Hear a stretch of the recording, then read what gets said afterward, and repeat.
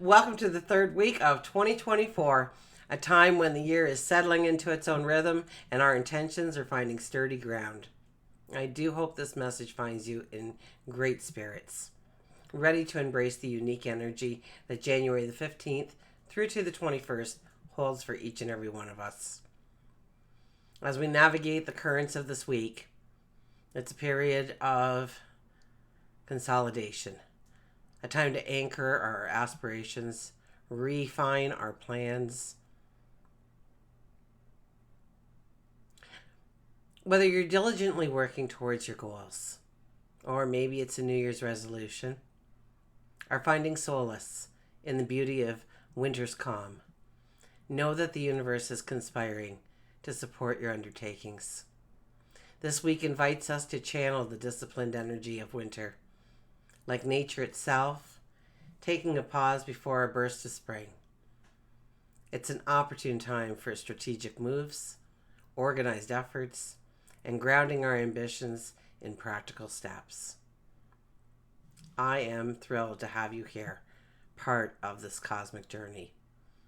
Together, let's dive into the cards of the week, uncovering insights and finding inspiration to make these mid-January days purposeful, meaningful, fulfilling.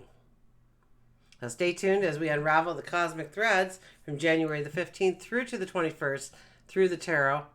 Remember that this is for all zodiac signs, whether it be your sun, moon, or rising. And if you're unsure about what your moon or rising sign is, I've left a link to my free natal chart below so that you can gather that information for yourself. I'm excited to share insights, offer guidance, and be a part of your journey as we navigate the energies of this transformative week. Wishing you a week filled with intentional strides. Let's make it a purposeful week together. I'll see you there. Welcome, Capricorn. This is your weekly focus for January the 15th through to the 21st, 2024. I'm Tilly. This is Tarot with Tilly. Thanks for being here. I appreciate it so much. And if you want, pop into the comments where you're from, okay? I'm from Ontario, Canada. I'll start it.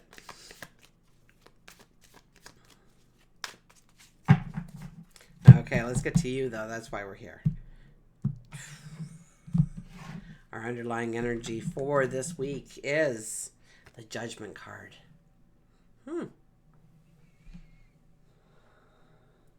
I would be looking at how I talk to myself this week. I would try and stay conscious of that monkey mind we all have, of what we are telling ourselves.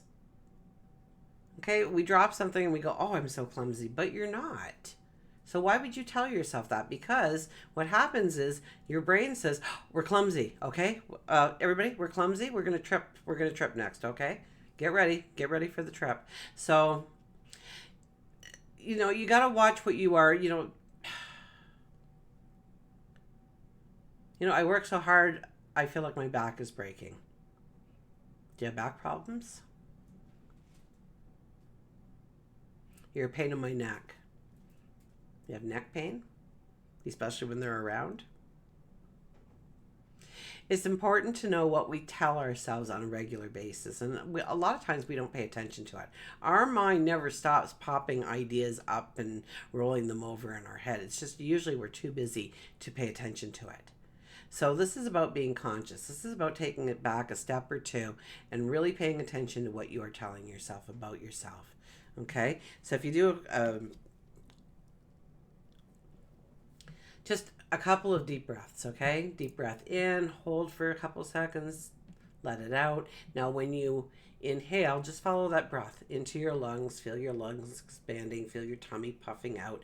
And when you release that energy, okay, you want to release it in such a way that you feel like, the tension is going, the stress is going. Your shoulders drop a little bit. You start to feel relaxed. Now, what happens within 4 or 5 seconds of doing this practice is monkey mind kicks in. And all of a sudden you're thinking about the grocery list that you need to make, or a job that you've got to do, or what happened yesterday, or what's going to happen tomorrow. So when that happens, when you realize that you've drifted off somewhere away from your breath, just simply acknowledge it. Don't try and analyze it. Don't start to decipher it. Just see it for what it is, thank it for showing up, and then go back to your breathing. Okay. If you start to do this as a practice on a daily basis, which is what I want you to do this week, what will happen is certain things keep coming to mind over other things. And those are the things in our conscious moments we really need to look at taking care of. Maybe putting completion on it, an ending on it. Maybe we need to tackle that, whatever it is. But not during your breathing, okay? And you'll start to see repetition show up. You'll start to see what your brain is constantly saying to you. And then you can be proactive about how to make that voice a little, to mute that voice, to dissipate that voice, so that you can truly be in the moment and just breathing. 4 or 5 breaths. 4 or 5 breaths. That's all you need to do. A minute or two here and there throughout the week. And you'll be glad you did. Okay. And don't be too judgmental of others. That might be something that comes up in your week, where you're thinking they're holding me back, or they shouldn't do it that way, or, just let go of the control a little bit this week and allow them to do it whichever way they want. Okay? It's just let them do their thing. Okay? Don't critique them. Don't criticize. Don't, lean forward and start saying, this is the way I would do it. Or, just let them be. Okay? Let the world be. Don't, if you pass somebody on the street and you see that they're homeless, don't start criticizing them for being homeless. Many people are homeless because they just ran out of options. Okay? And hopefully they all get back on their feet and they all, step into life again wholeheartedly. But don't criticize them for where they are, because, you don't want anybody criticizing you.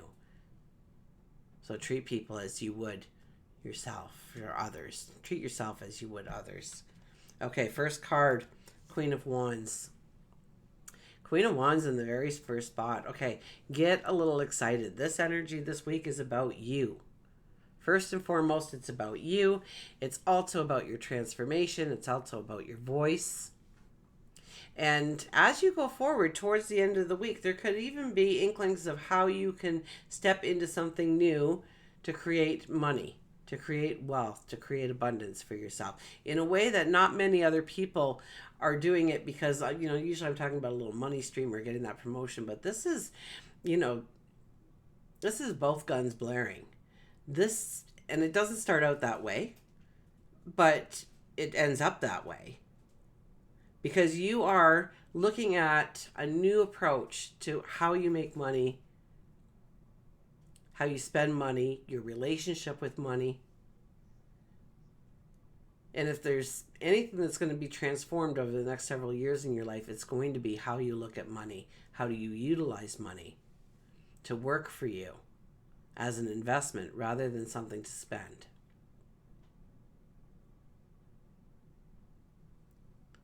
Now here we have the Queen of Wands. The Queen of Wands, I love the Queen of Wands. She's full of enthusiasm, ambition. But she's also the judge and jury. She also searches. Okay, she asks the questions. She does the research on any idea before she makes any kind of decision. And she doesn't have to have everything critiqued and mapped out perfectly in order for her to start. She probably just needs a couple of bullet points, to be truthful here. And we don't know where this is going to be. This is your very first card. So maybe it is in the true transformation of who you are. Maybe there's things that you want to put on a shelf because you want to step into new starts, new beginnings. You want to be seen with new eyes. You want to be recognized for these traits rather than those. And this is about thinking about the first couple of steps that you can take in order to start walking towards that goal, that dream, that desire of yours. And do not worry about the decision, because when we ask the questions, when we do the research, what happens is we don't have to ever look back in time and say, did I make the right choice? We make the right step the first time around, each and every time when we use the Queen of Wands energy. Page of Pentacles. Dream it big. Look at this money. Look at this money. Look at this growth of money that you perceive in your future. Okay, this is the page, and he wants it all. He wants to be the emperor, the empress. He wants to have that kingdom, and he's not quite sure how he's going to do it. There's a lot of fog in the background, so we're not going to get a lot of information of how to do it. But we get the perception, we get the understanding. The dream is ignited within us. The hope, the desire. And this is about almost making that dream a little bit scary. Like, what if it truly happened the way I'm thinking right now? Oh my goodness, could I even handle it? You will be able to handle it when you get to that point. Do not worry. There will be paths leading you in the direction, gaining wisdom, gaining understanding, gaining strength, gaining courage to do the things you must do in order to create, I hear this empire, okay? Create this empire in your life. And then we have, oh my goodness, the Ace of Pentacles. So you're starting, okay? You're taking that first step. That path will appear to you in some way, in some form, and you will get the nod of approval from the universe, from God, your angels, your higher self, perhaps. This is a new path towards abundance that's opening up for you. Absolutely. Work and career. 10 of Wands. Okay. If you want to really step into that path, if you want to create it to all it can be in your life, we need to just stop for a minute here. This week is about understanding what no longer works, what no longer gives us that energy, no longer has value in our life. Okay, we carry this heavy burden with us of all of our responsibilities, the obligations, the things we have control over, the things that we may not want to surrender to. And some of it has great growth potential, and we want to take those things with us, absolutely. But some is deadwood, and we need to clear the deadwood out. We need to understand what no longer deserves to be in our path with us. Maybe it's the environment. Maybe it's a person. Maybe it's your way of thinking up to this point in time. Maybe you were told that, what makes you so special? Why would you think you could ever go to that extreme in your life? You're not that kind of person. You shouldn't expect those things. And you should expect those things. Okay, that was their opinion. So, people that criticize you like that, make some space. So this is understanding what is weighing you down, what is not preventing you from going forward in the way you want. It could be just your mindset. Maybe it's time to get a self-help book. Maybe it's time to get a little bit of spiritual coaching. Maybe it's time for you to analyze different portions of your life and understanding if it's all working towards the dream, the goal, the desire that you hope and you wish for.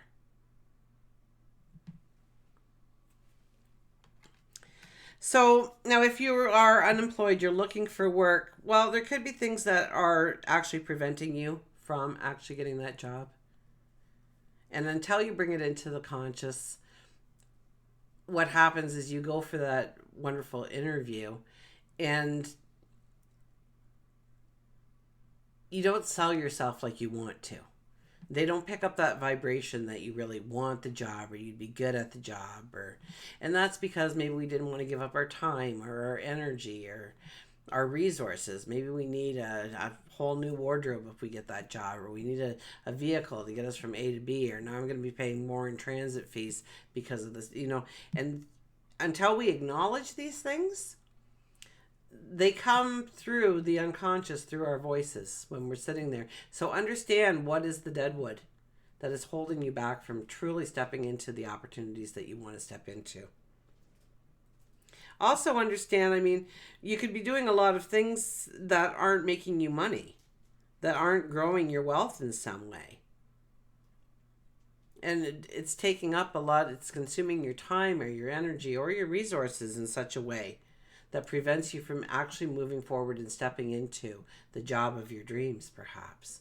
So you're settling on a job that you easily have the talents and abilities for, rather than daring yourself to step into something bigger, more magical.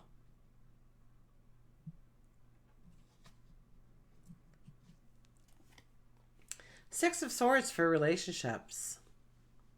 Uncharted territory. So if you're dating, you could be going into uncharted territory. You could be dating somebody much older than you or from a whole different culture, or a whole different culture. Maybe they don't even speak your language right now. Okay? It's about, if you're dating, it could be a very unusual person that you become attracted to. Unusual in the sense that you want to delve into a part of who they are. You find them unique, you find them refreshing. Maybe they have some different values than you.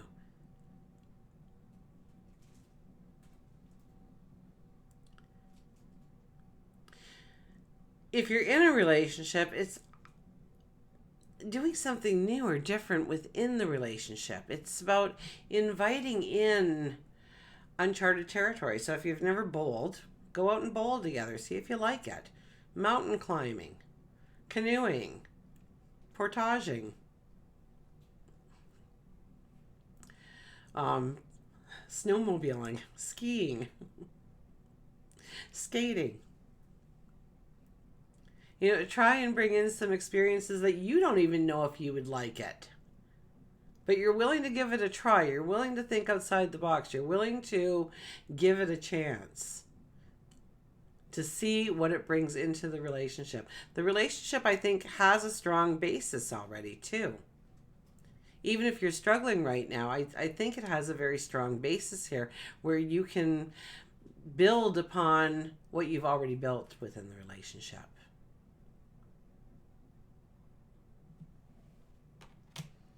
For our spirituality, it's the Star card. Oh, start believing you can. You can make the impossible possible. Start believing that. Start telling yourself as you wake up in the morning, today I go in search of making the impossible possible in my life.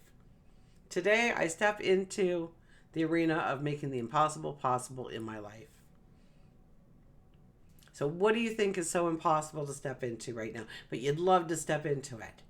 Start saying it aloud. Start telling yourself it. Start meditating on it. Start praying on it. Leave sticky notes all over the place so you know the goal, you know the dream. It doesn't lose your sight, right? Put it in the middle of the bathroom mirror if you have to. So every time you go to look at yourself, you read that note instead about making the impossible possible in your life. Because you truly can. When this card shows up in spirituality, it says that you can, we all have free will. I mean, the tarot isn't, it's never set into stone. It's what you do with the information, what you utilize, what you throw away, that moves you forward in the directions. So this is really understanding about what you really think is impossible in your life at this present moment and stepping into the possible, creating it yourself.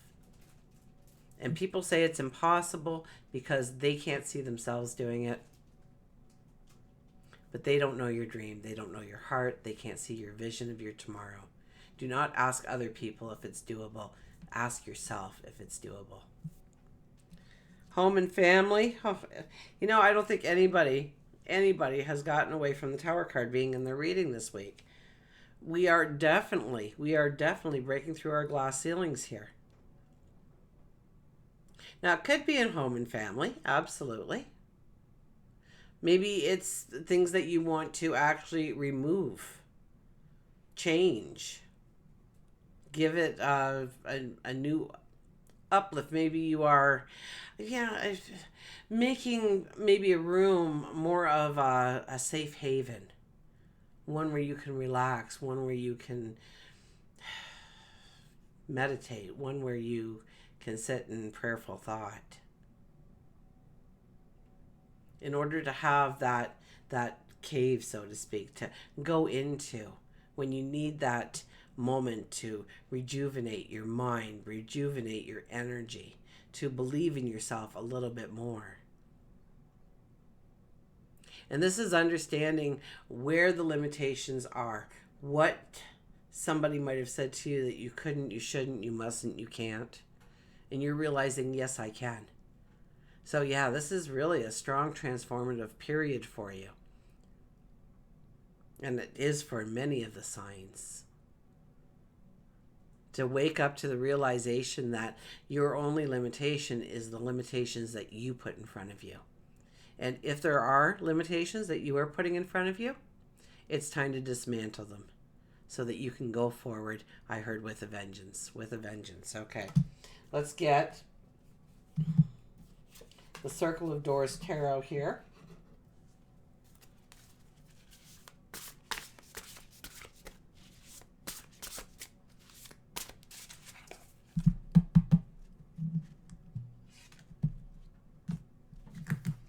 And our card is the Crone of Cups, the healer.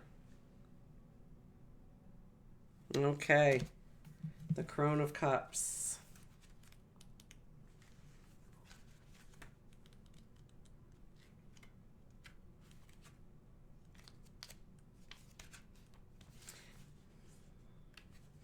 Which would be the King of Cups, obviously, in the deck.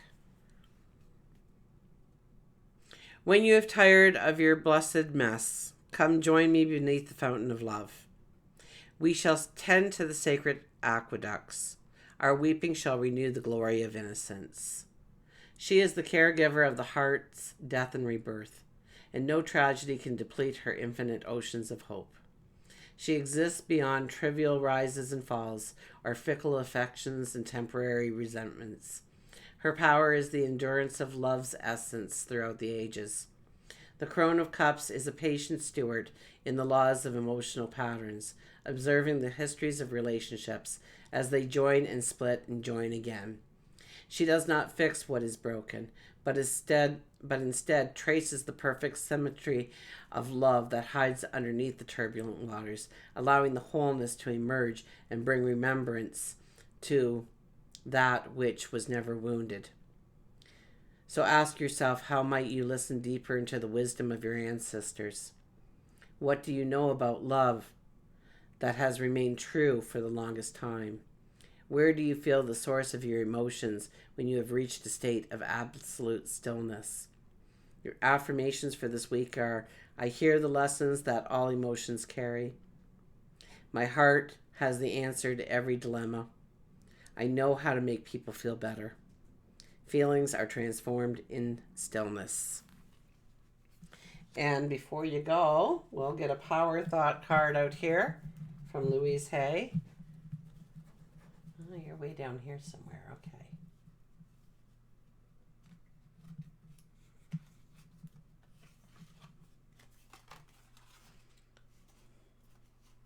I am safe. It's only change. You are transforming, I'm telling you. I cross all bridges with joy and ease. The old unfolds into wonderful new experiences. My life gets better all the time. And until we meet again, remember, I do love you.